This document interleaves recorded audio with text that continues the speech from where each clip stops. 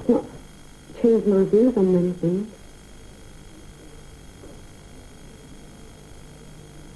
Such as?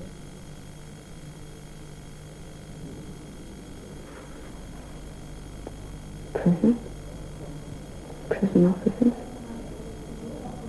There's everything there.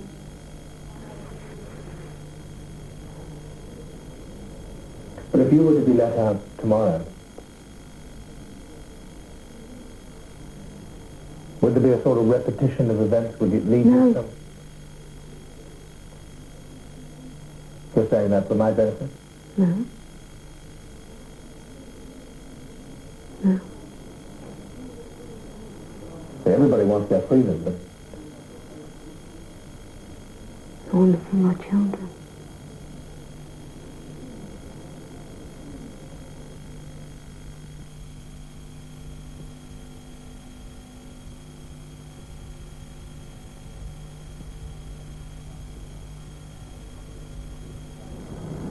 The prospect of enduring barren years in prison leads some lifers to despair. In the United States, there have been several recent cases of murderers demanding their own death. Dennis, here seen in Wakefield Prison, sees no point in living. After serving 12 years for attempted murder, he went straight for 7 years. But in a quarrel, he murdered his mother and was given a life sentence, with a recommended minimum of 20 years. These judicial recommendations are rarely ignored. After a life of crime, I reformed, if one can use the term, led an honest, industrious life. And after 7.5 years, the lot went for nothing, just over a silly argument. I've got nothing to look forward to. There's no hope.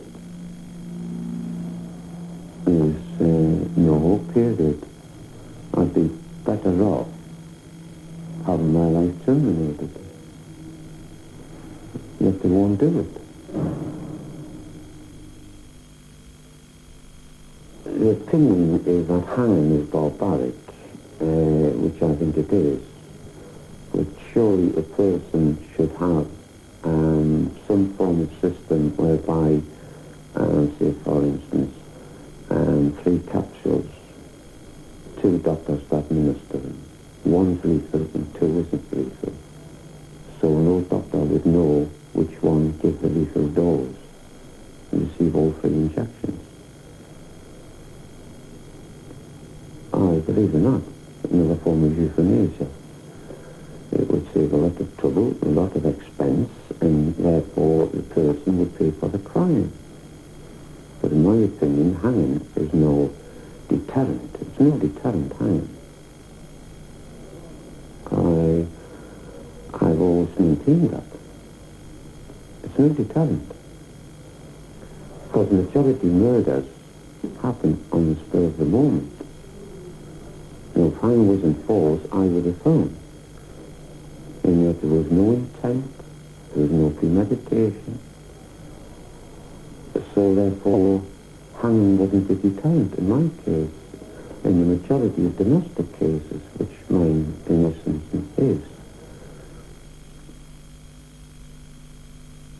I don't know the figures, but there must be about 1,500 to 1,600 lifers at the moment. Next year there's going to be more, the year after more. When's the saturation point going to be reached? What are they going to do about all these men with 20 years, 25, 30 years recommendation? They'll have to do something.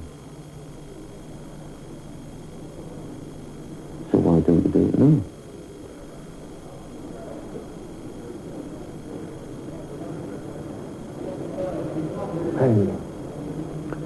Or bring in euthanasia.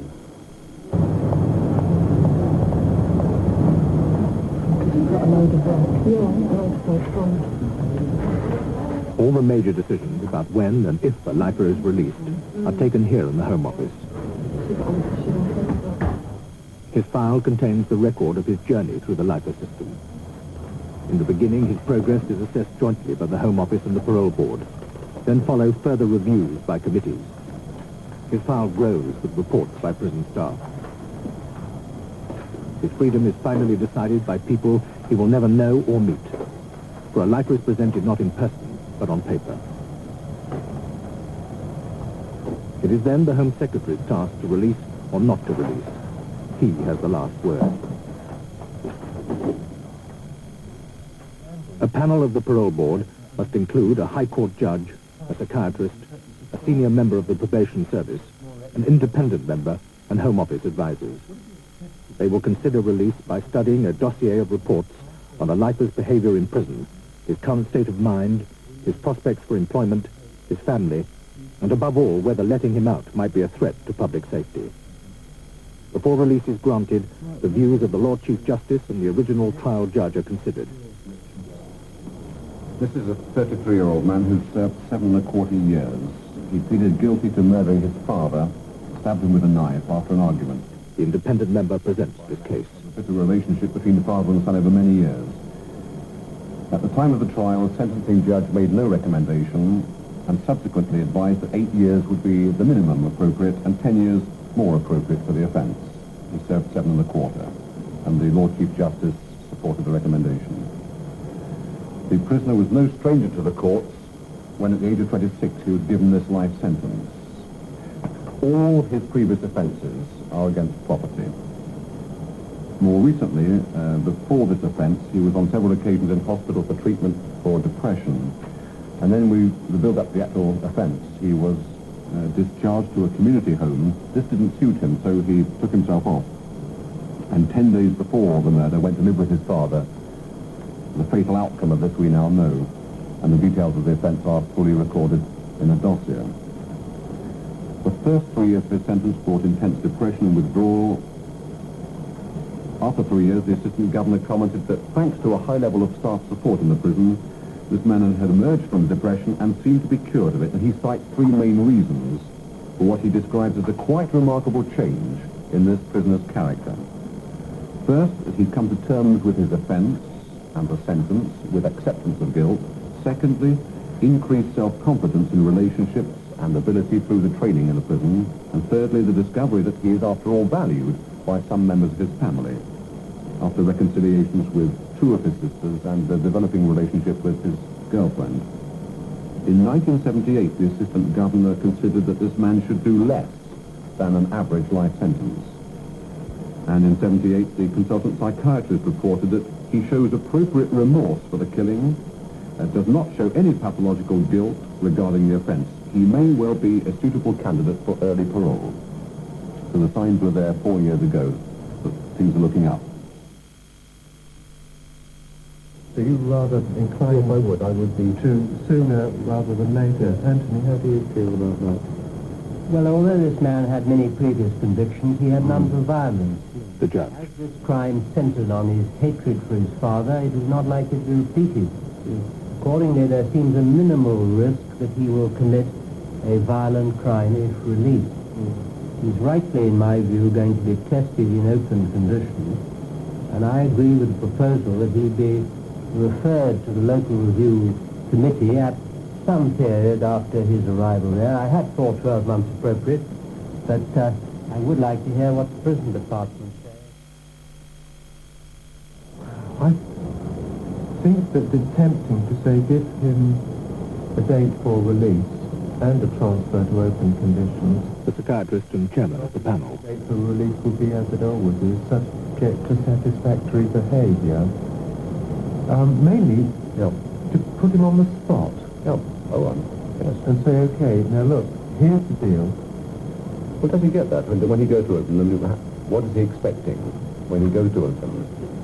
I fear this man may not think much at all. He's been in so many institutions, including psychiatric hospitals, that this will just be one more move. And I think I'd like to make some point to it. And say, I would like him to know, certainly, that we're... Here's the last pen.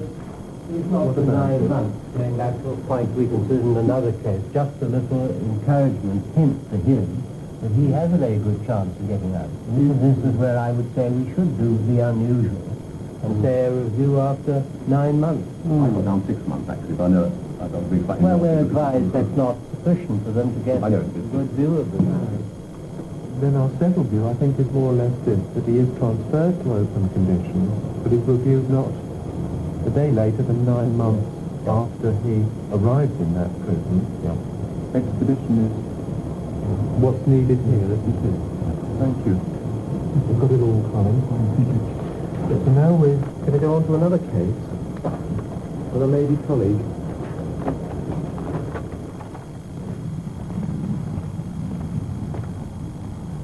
Keith's case is similar to the one the parole board considered. He was given a life sentence for the murder of a member of his family. Having begun in a maximum security prison, Keith has progressed through various stages and various jails, and is now approaching his last lap to freedom, for this is Lay Hill Open Prison, near Bristol. Can you go any further? No, as far as I can go. Out of bounds over there. Not difficult to escape, though, is it, if you want to?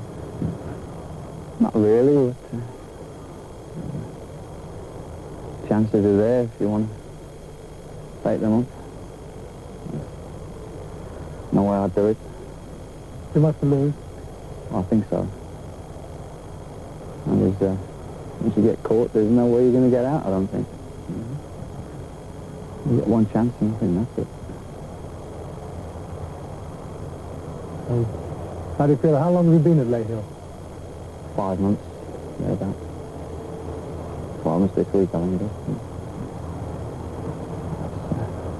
Long enough, I think, for this place. They say it's to help break me back into society, but I haven't been anywhere, I haven't seen anybody, just exist from day to day. It's like any other prison, really. The fact that you've got a fence around you instead of a wall doesn't make that much difference. You're still held back, aren't you? Well, you're going to get away from the fact that it is a prison.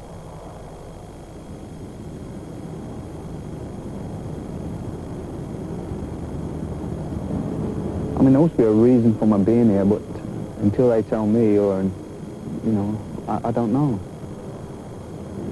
I can't see what they're after. I mean, it's typical of the life sentence anyway, isn't it? They don't tell you whether there's anything wrong with you or, you know, if there is something wrong with you, what you've got to do to correct it. Just trial and error. Wait until they decide to say, yeah, we think you're okay, you know, you're not going to go out and recommit a crime. And that's it. It's an existence. It's got to come to an end sometime, isn't it? As I say, you either walk out and they carry you out. There's two ways about that. I look on it as like, it's like a carrot, isn't it? Dangled in front of the donkey. Play my cards right, I can be out there someday. And it's going to come in time.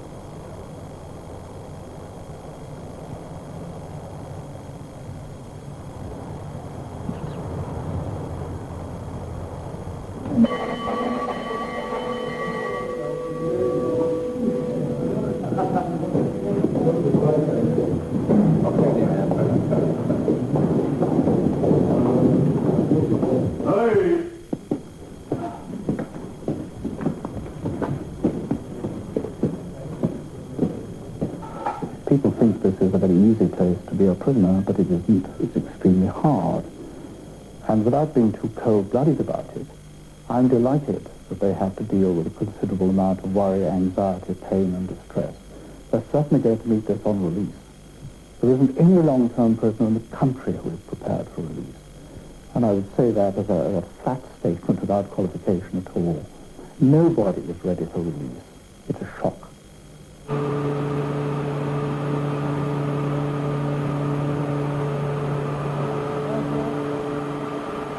George was given a life sentence for the murder of his girlfriend. That was 10 years ago. He's just been informed that after 18 months at Lay Hill, it's time for a day out.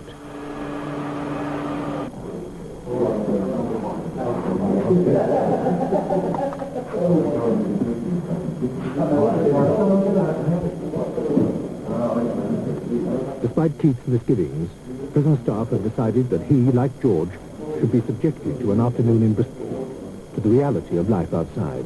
Jesus, what a mess.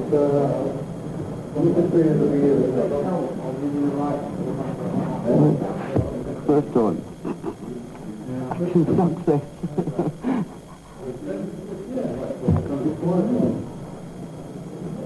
Did you try, sorry? Can't remember. I think I've been better off going without.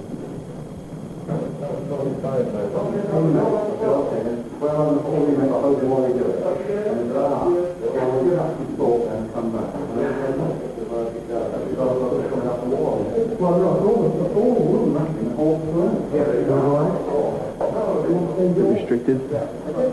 How long did you worn a jacket, tie, suit?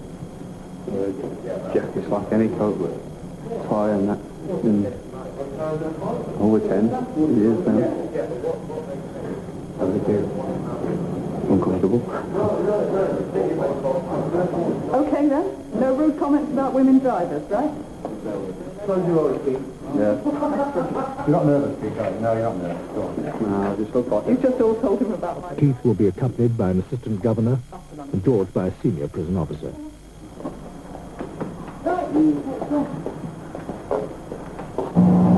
The first one's telling you how much you're paying. Yeah. How many litres you're getting. That's the price per litre. The other one's telling you how much you're spending on it. But we want it to full up, so just keep going. And it'll shut out automatically when the tank's full. First time I saw this new money was when I was at Wakefield. They used to pay you out of Wakefield in new money. In new money, Yeah. they paid you the actual cash? In the actual cash. It's a bit strange when I first went out. Everybody was taking the mickey like saying, oh look, there's a cow and there's a cow and something like that. Does it seem funny being in the car? Obviously you've only been in the transit. I've only and the been in lorry. the transit. It just hasn't really sunk in yet. Yeah. There must be It's loads one of of them things, usual. yeah. It's a bit nervous because it's, the first time in a long time, it just hasn't sunk in that I'm actually going out somewhere instead of being stuck in the prison all the time. Looking for it. Right.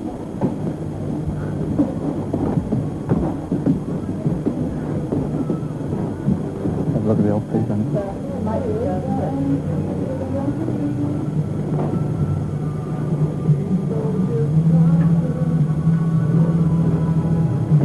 They do a lot on progressive, you see.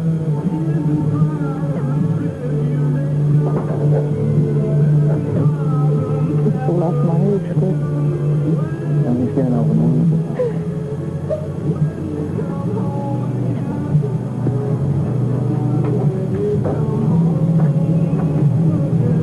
I think we were about £5 when I come in. This is a reasonably cheap shop.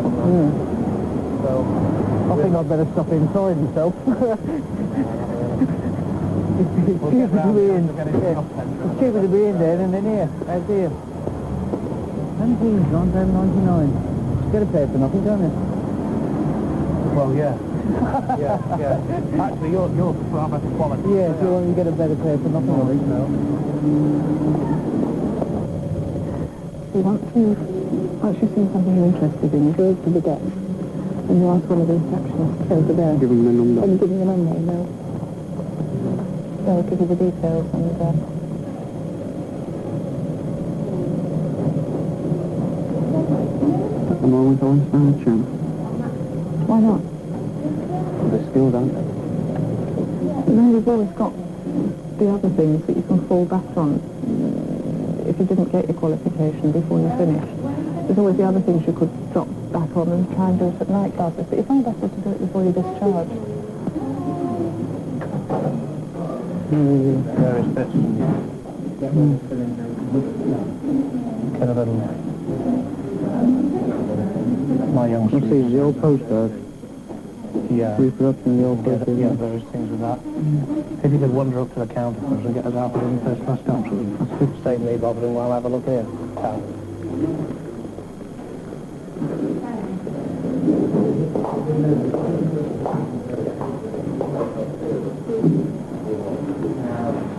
Big first class stamps, please. Thank you. Right, thanks a lot, sir. Yep. That's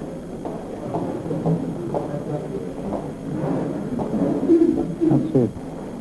Okay. Yeah, here's your 6 stamps, and there's your change. Thanks a lot. How much were they when you came in? 6 pence or something, or that, wasn't it? 6 old p. Yeah, 6 old p. No, it's 50 now. 15 and a half p, that's what? 3 shillings, isn't it? 3 shillings. 3 and something, isn't it? 3 and something savings. 3 and something savings.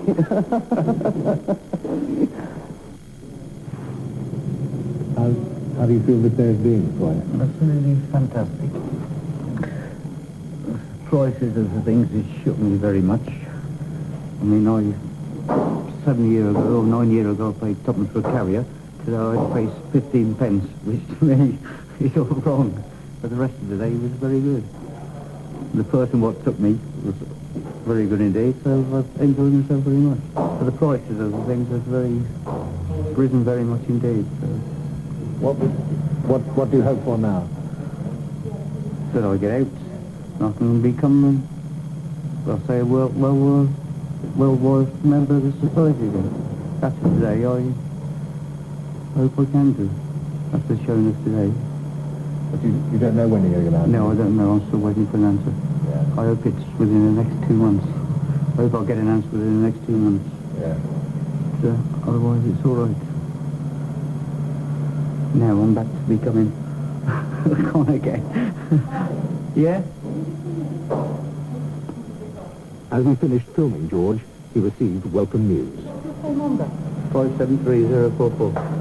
George Ernest Francis Morris, the Secretary of State, has decided upon the recommendation of the parole board that, subject to his continued good conduct and satisfactory arrangements being made for his resettlement, this prisoner should be released on the 7th of October 1983 and should be informed accordingly. You must be joking. I'm not joking. It should be made clear. What did you say in the car? I said it's been a fantastic day and it would be a fitting end that I got my date today. But I didn't know how to sit in the car, as I knew. So you. It should be made clear to him that this is a provisional date only and that it is subject to the requirements indicated in paragraph 1. That's your continued good conduct and satisfactory arrangements for your resettlement. He should also be told that conditions requiring him on release to place himself under the supervision of a probation officer, to reside and work only where approved by that probation officer, and possibly other conditions will be included in his licence.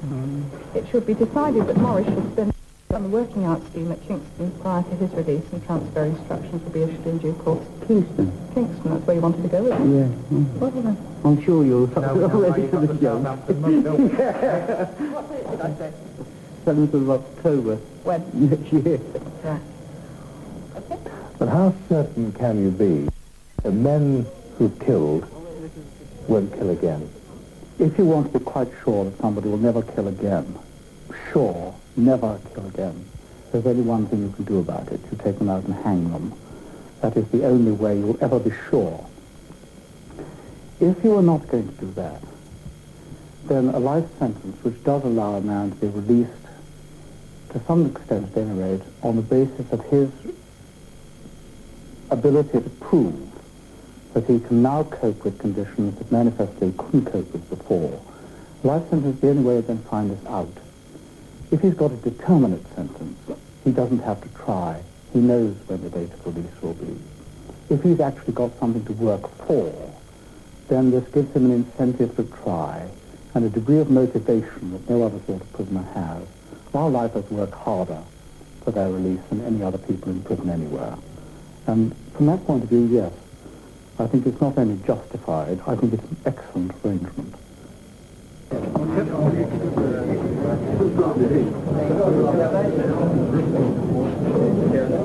When Keith eventually gets his date of release, he, like almost all other lifers, must spend 6 months based in a hospital attached to a prison.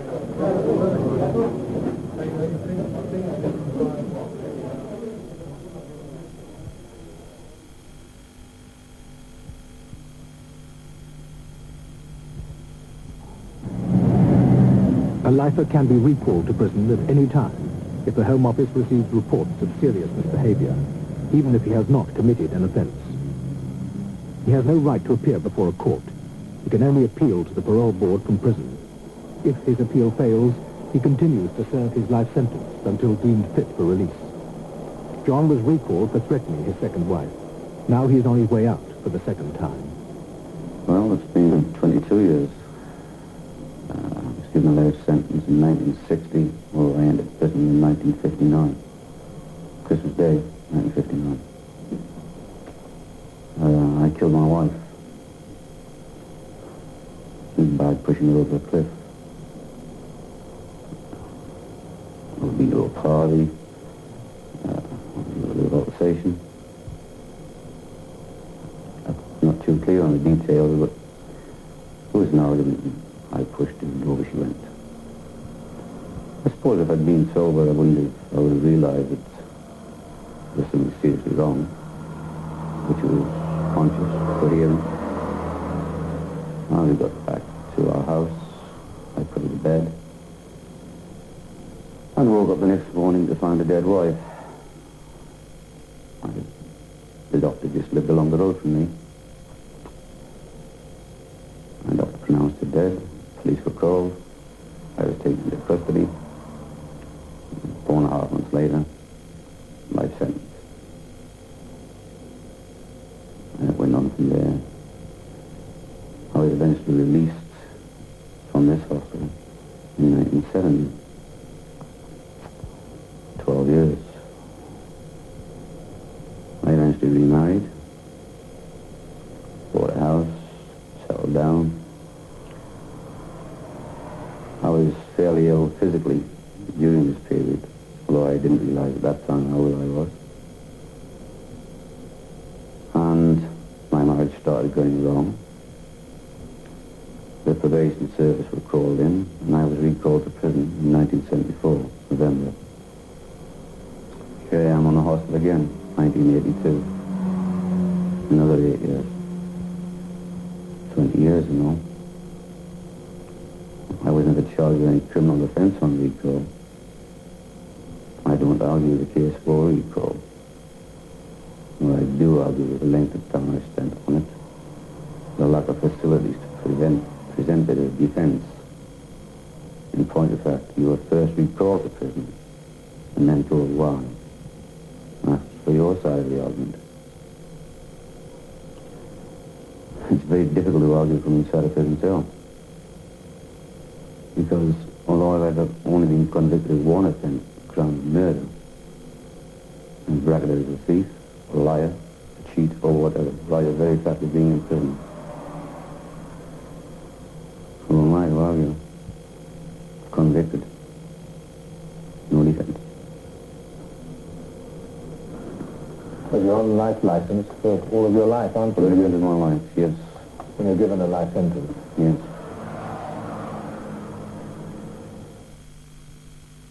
Everyone assumes that someone who is killed has no conscience, no feelings, no emotions. It isn't true, you know. It isn't true at all. All right? 20 years in prison, 22 years in prison. Is that my punishment? Not a bit of it. That's the very least part of it. My punishment is living with myself. You try living with a thing like that on your mind. And I'm not looking for pity. But I love my life. And you might say, well, you're 45 now, it's in the past. It's be almost forgotten. Yeah, not a bit of it. You may say something, I may read something. Oh, whatever, just a fleeting thought, and it's there today in 1982, just as vivid as it was in 1959. You learn to live with it, or exist with it, because it certainly isn't life. You're burned out inside. And you lose some of your abilities to form emotional relationships, whether on a purely platonic basis or whatever. You lose it.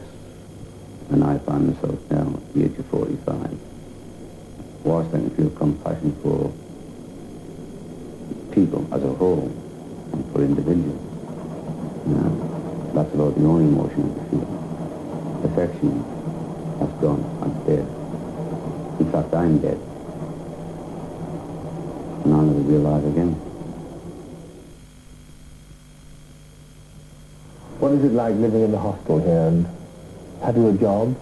I have a job. I'm a chef by trade, which I learned in prison. I was a railway signalman prior to that. I'm earning a fairly good living. The hostel as such is like a fairly large boarding house. You're left pretty much to your own devices. There is assistance there if you seek it. After serving all the years in prison that I have, you tend not to seek advice. It can have terrible repercussions. And by that I mean that if you express any anxiety, the very next thing you know you're being consulted by a psychiatrist. And that can result in you being taken back inside again. So if you are anxious, you tend to keep it to yourself.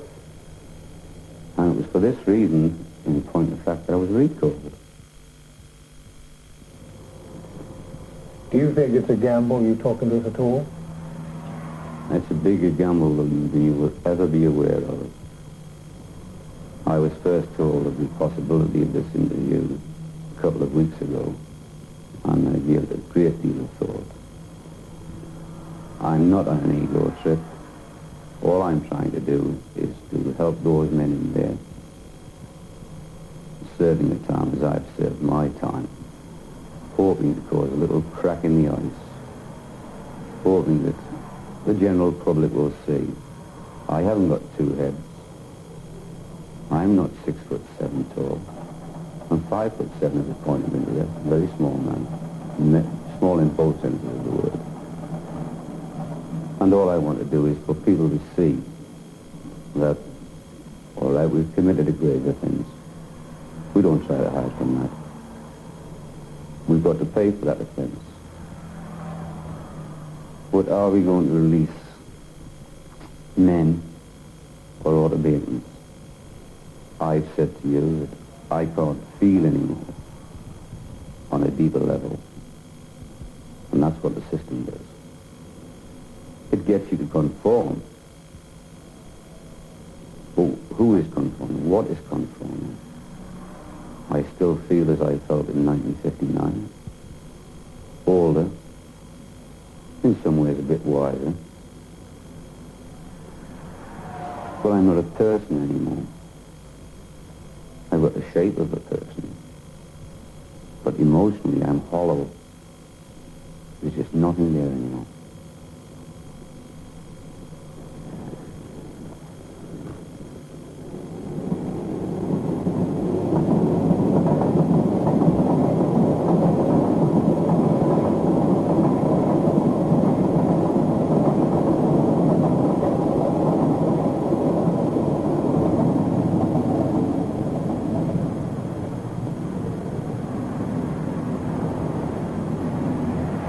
The parole board considered John's case 6 times in 8 years before recommending his release.